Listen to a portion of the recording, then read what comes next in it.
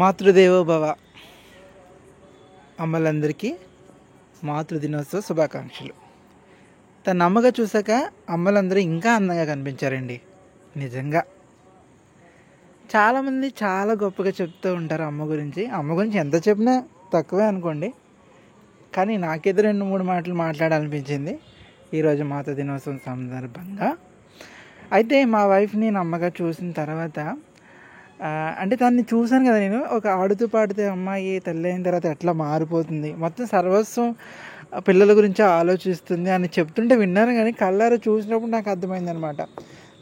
నిద్ర ఉండదు, వాళ్ళు ఎప్పుడు టాయిలెట్ వస్తే ఎప్పుడు మోషన్కి వెళ్తే అప్పుడు శుభ్రం చేయడం, ఈవెన్ రొమ్ములు బరువైన రొమ్ములు నొప్పి పుట్టిన వాళ్ళకి పాలు ఇవ్వడం, ఈ ప్రాసెస్ అంతా వాళ్ళకి కొత్తగా ఉన్నప్పటికీ వాళ్ళు ఏడుస్తుంటే వాళ్ళు ఎందుకు ఏడుస్తున్నారో తెలియకపోవడం.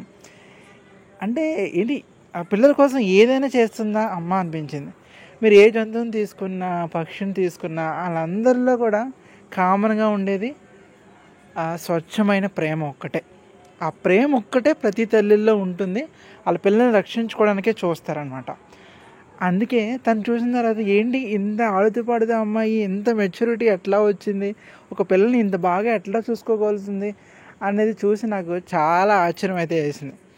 నిజంగా చాలా గ్రేట్ రా బాబు, మనం ఏం చేసాము అని అనిపించింది. అందుకే అమ్మలు దైవంతో సమానం అంటారు, మాతృదేవోభవ అన్నారు, పితృదేవోభవ కూడా అన్నారు. కానీ అమ్మ చేసిన నాన్న చేయలేడండి, అదైతే నేను ఒప్పుకుంటాను. చూస్తున్నాను కదా, నేను దగ్గరే ఉంటాము, ఏం చేయాలో మనకు తెలీదు. తను ఆలన పాలన అదంతా గ్రేట్. ఇంకా అమ్మ అంటే ఇంకేం చెప్పేది ఏం లేదండి. అది ఒక మాట ఏంటంటే, సో మనం ఎప్పుడు మన అమ్మ గురించి మనమే గొప్ప చెప్పుకుంటూ ఉంటాము. మనకి అంటే కాకి పిల్ల కాకి ముద్దు అంటారు కదా, అట్లా ప్రతి అమ్మకి వాళ్ళ పిల్లలు అంటే ఇష్టం. అలా మనకు కూడా మన అమ్మ అంటేనే ఇష్టం అనమాట. కానీ నాకు మొన్న ఈ మధ్యలో ఏమనిపించిందంటే, చాలామంది వేరే వాళ్ళ అమ్మల గురించి కొద్దిగా బాడ్గా మాట్లాడుతూ ఉంటారనమాట. ఈవెన్ నేను కూడా అట్లా మాట్లాడుతూ ఉంటాను. ఎందుకంటే అందరికీ సేమ్ అదే ప్రేమను వాళ్ళు చూపించరు కాబట్టి. ఈ మధ్యలో ఏమైందంటే, మా అత్తయ్య గారు ఉన్నారు కదా, సో అంటే తను కూడా మంచిగానే ఆలోచిస్తుంది. కొన్ని చాదస్తాలు ఉంటాయి కదా వాళ్ళకి, అట్లా చేయకూడదు ఇట్లా చేయకూడదు అన్నప్పుడు నేను మా వైఫ్తో మీ అమ్మ ఎందుకు ఇట్లా చేస్తున్నా అట్లా చేస్తుందని అనేసిన తర్వాత ఒక క్షణం ఆలోచించాను అనమాట.